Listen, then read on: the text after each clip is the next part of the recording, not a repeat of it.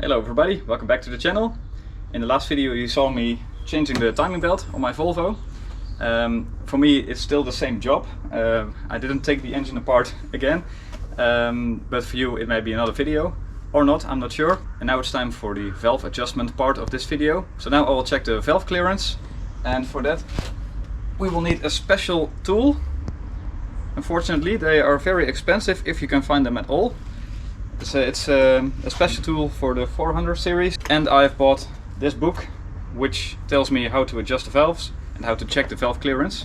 I will try to explain this as good as I can. I've watched some videos myself and I've read in this book. To be able to get to the valves and to check it, we will of course need to remove this cover. Normally you will also change the valve cover gasket. I've changed it some months ago, so I think I will use the same one again. It should be in good shape. And we need to remove the spark plugs, so let's remove the spark plugs and let's remove the valve cover.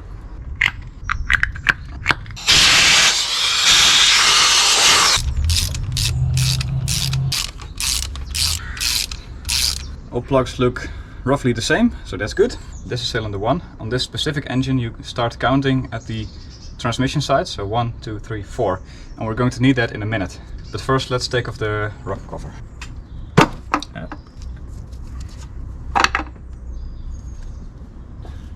As I said, I replaced this gasket a few months ago. It still looks very good, it's still very flexible. I think it can go for one more round, and fortunately the inside still looks very clean, just as the inside of the engine. Last time I took the rocker cover off, I was very pleased to see how clean this is, and I'm still very happy to see this. I can see no clear damage, so that's good. Alright, so here comes a little bit of a technical explanation. So there are basically, as I understand correctly, two ways of checking your valve clearance.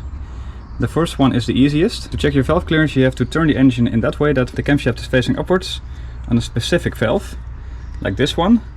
And this is the point that the valve is most shut. So in this case you can check the valve clearance on this specific valve. And the second way is the tumbling point, and this is a little bit more technical. So on this engine cylinder 1 and 4 are working together. This is cylinder 1, this cylinder 4, and 2 and 3 are working together. So that means if cylinder 4 is going upwards on a compression stroke, that means that cylinder 1 is also facing upwards, also going upwards, and the same goes for cylinder 2 and 3. So if this cylinder goes upwards, this cylinder will go upwards as well. But what we need to figure out on a specific cylinder is the point that one of the valves is closing and the other one is just about to open. And this is called a tumbling point. This is the inlet valve and this is the exhaust valve. So at this specific moment the inlet valve is, well, almost opened, and this one is closed. So I'm going to set this cylinder to the specific moment where the inlet valve is just closed and the outlet valve is about to be opened. This is called the tumbling point. So I'm going to turn the engine until that moment is reached. By the way, I'm turning on the big bolt on the crankshaft pulley.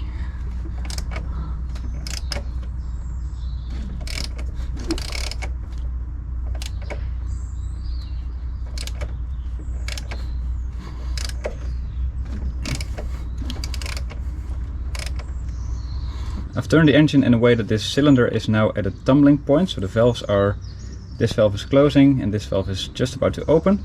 So now I can work on cylinder 1, and now we can check the clearance, and for that you will need a feeler gauge like this. And on this specific engine, it's a 2-liter non-turbo engine, the valve clearance should be 0.20 on the inlet valve, and the inlet valve is this one, so we can check this one. And what we want to have is that the feeler gauge can just about slide in there with a little resistance, and that is the case. But to check, we're also going to use a thicker and a thinner gauge. So we have here the 0.20 and here we have 0.23. So that should not be able to slide in, or very, very hard. And that is the case. 0.18, that should be too easy. And that is the case. I'm going to write that down. So this valve is actually perfect. So there we go. The inlet valve of cylinder 1 was 0.20. Now the outlet valve may have a little bit more clearance, that should be 0.40. That's not good. You see, we are not able to slide this in. Now let's see which one we are able to slide in, because we will need that figure. Yeah, we are just about able to slide in 0.35 with a little resistance. 0.33, yes, we are also able to put that in. 38, nope. So it's somewhere between 35 and 38. Okay, I don't have any other feeler gauges other than those. I would say it's, yeah, so it's actually 35. Now the manual states that, it's in Dutch, sorry, the valve clearance, the check value on the outlet is allowed to be 0.35 until 0.45.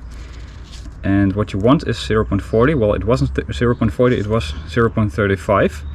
So it's still within spec. So we don't really need to adjust it, but it's not perfect. So we'll leave that be for now. Let's check another cylinder. We need to put this cylinder at its tumbling point. So I'm going to turn the engine until we reach this tumbling point.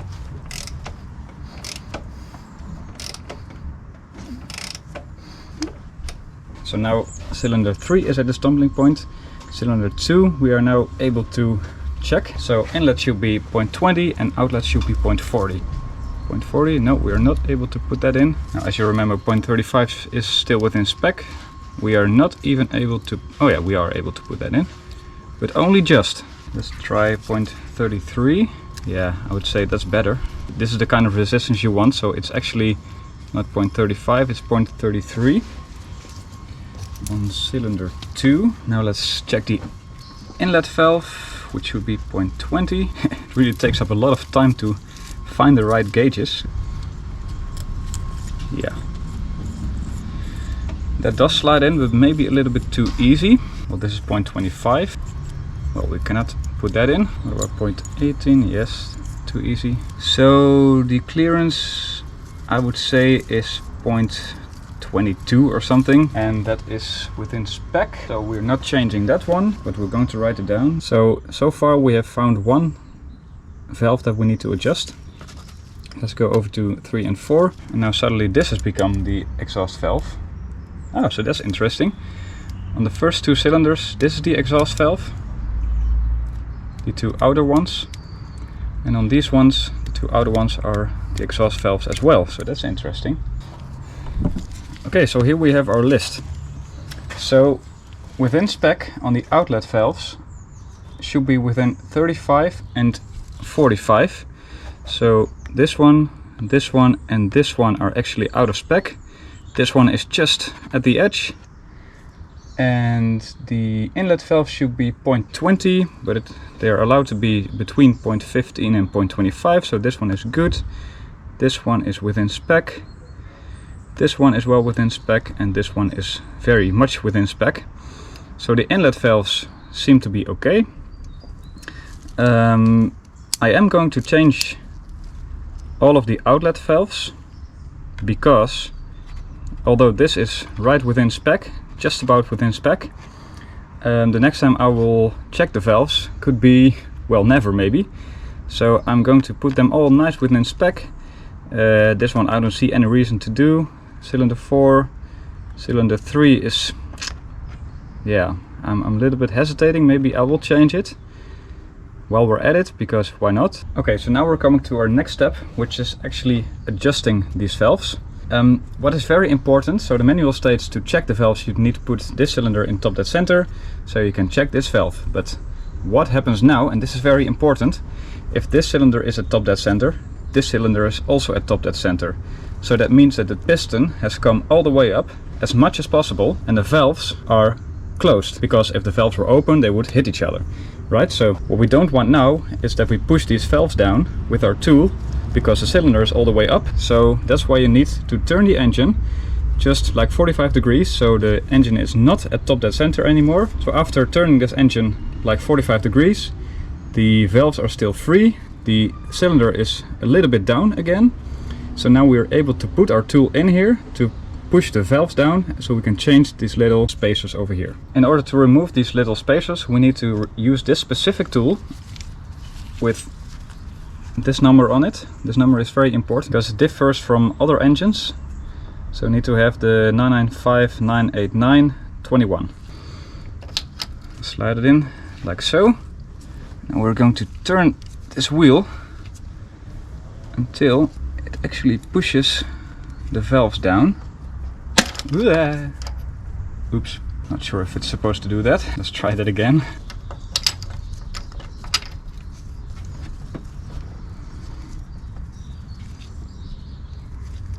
So with this tool I'm now pushing the valves down. Now we should be able, with a little screwdriver, to remove these little spacers without hopefully this shooting out. And let's get these out. Are we able to do that yet? I have to push it down a little bit more.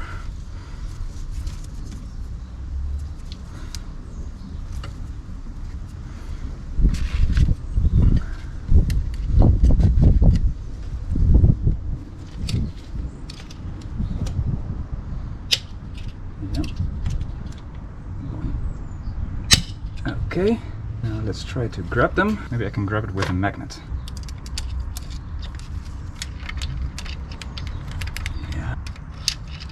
Yeah, there's the first one. This size is important. The one that comes out is 4.075. Alright, so we need to write that down at our piece of paper, which I lost. Yeah, there we go. Oh, yeah, I dropped it. Right, so here is the shim. That's the correct English term. The shim of the outlet valve. To calculate the thickness of our new shim, we should use a formula, which is this one.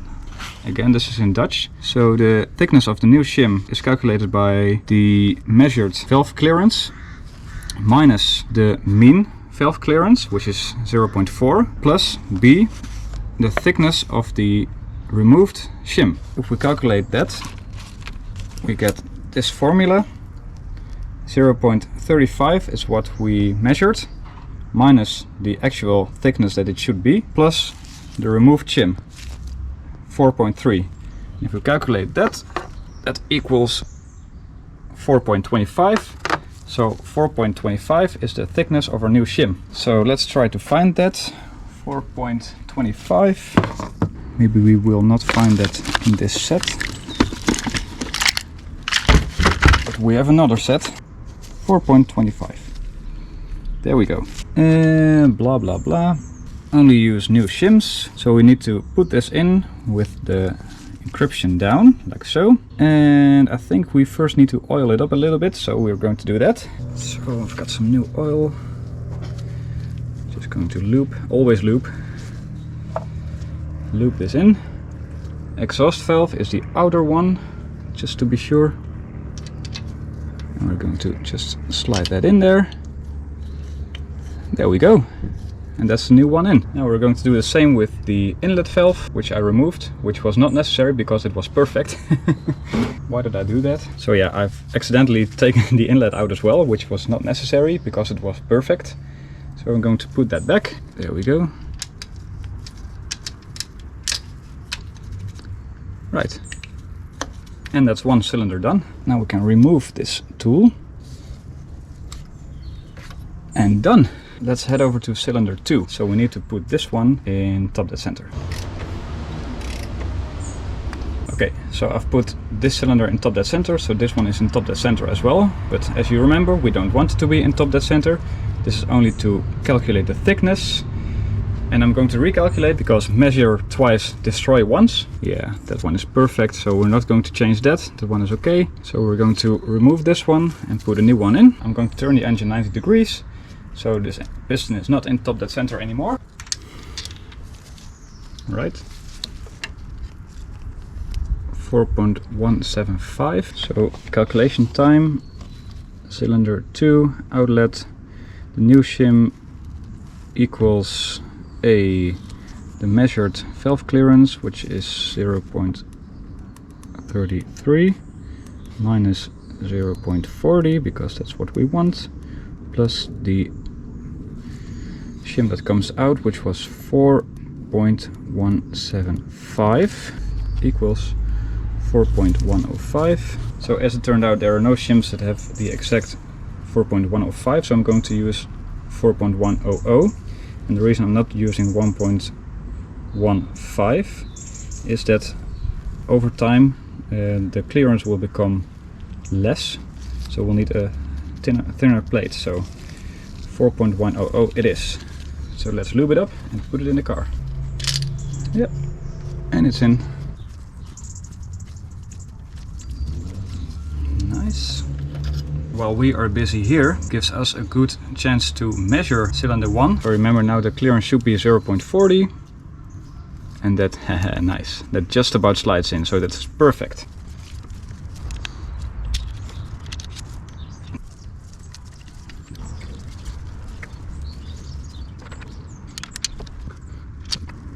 Right, so I checked all the clearances, they all seem to be fine. So now it's time to put the cover back on. Oh. Right, the cover is back on, so let's put the engine back together. And I've just put the spark plugs in for now because it's raining a little bit and I don't want any debris to fall in. So I'm going to get the engine back together and maybe do a compression test and see if it starts. Actually, I think I just thought of something. We can do a compression test right now. Although the intake manifold is not on, I don't think it's a problem because the belt is still disconnected.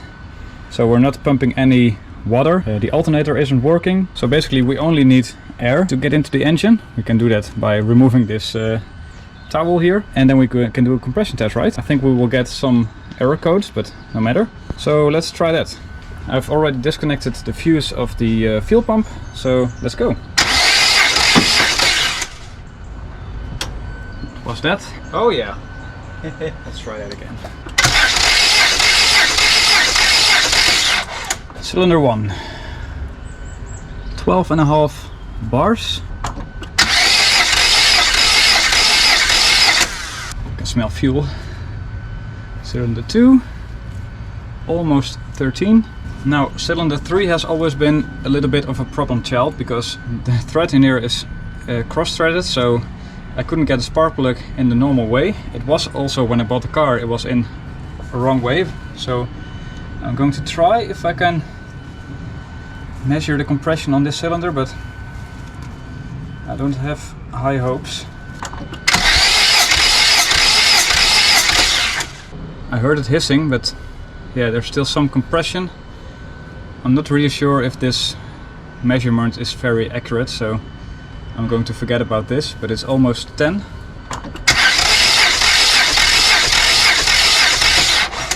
Ooh, that's quite high. 14 bars. Alright, well, it is what it is. I'm satisfied. I'm not sure about this one because I think the measurement is wrong, but never mind. Right, so now we have a vague impression of the compression. Let's put the engine back together. Right, the engine is back together thanks to the powerful magic of editing. Now let's start it up and see if it works. Fingers crossed, guys. This is quite tense for me because, well, the engine has been apart and I've done things to it, so, well, let's just hope for the best.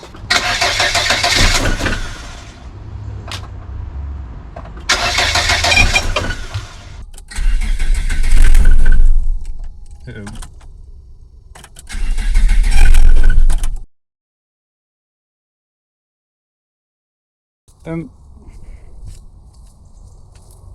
Well, that didn't work at all.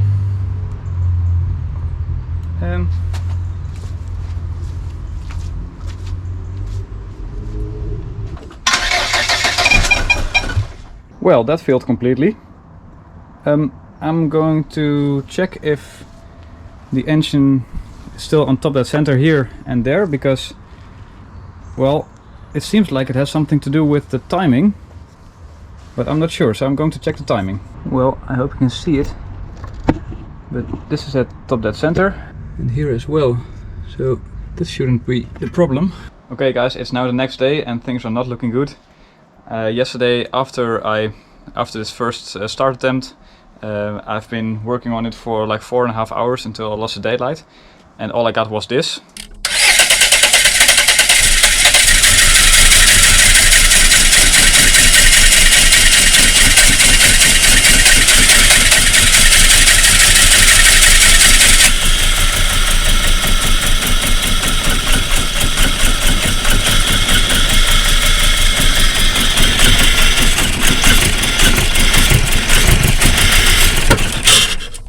So yeah, that didn't really work. After consulting my Volvo group and other people, the only logical explanation would be that the timing is wrong. So I'm going to investigate that. I'm just going to redo the whole timing job. Hopefully that leads me to the conclusion. So we'll see. Hi guys, well, it's been a week since I did the timing belt change. And unfortunately, still no success. I'm still figuring out what went wrong. I think I may have done something wrong. That's the most logical explanation because the car was running before. So the car is now on continuous life support. And I've been checking the timing like 30 times already. I think the timing is correct. I've also checked if the crankshaft is really on top dead center by removing that bolt over there. And when I looked into it with a borescope, well, I could see the shaft of the crankshaft in which you put the bolt. Also, if the camshaft is in top dead center, I could see the tumbling point of cylinder 4, which means that cylinder 1 is in top dead center. So in my opinion, the timing must be correct. Well, I rechecked the valve clearance, which is almost perfect now. So yeah, or at least within spec. So that's good. I've checked the crankshaft position sensor, which is way over there. It has the correct resistance. So I'm assuming that works. I've tried to check the knock sensor, but somehow that always says open loop. I'm not sure if that's correct, but even with the knock sensor not working, it should just not advance the timing in any way, so it should just run. I've replaced this sensor here. I'm not sure. And on top of all that, while trying to start the engine over and over and over and over and with backfires, sadly the back box decided to just fall off. I'm not sure if you can see it, but I have to fix that as well. And that's why I'm afraid with something mechanical, for the first time ever, I'm going to get help from other people. You know, I couldn't do the MOT, the air conditioning, wheel alignment. Those are things I cannot do myself because I don't have the equipment. In this case, I think I do have the equipment, but I just can't seem to figure out what I did wrong or what went wrong. Maybe it's just a sensor or bad ground, I don't know. So that's why next Saturday I'm going to rent a trailer, get the car on the trailer somehow because it doesn't run, and go to my 480 club, which very conveniently has organized a day to go tinkering with each other. That was planned before these problems, but yeah, I'm going to go there and maybe their trained eyes know a little bit more than I do, so that's what we're gonna do. So yeah, that's it for now.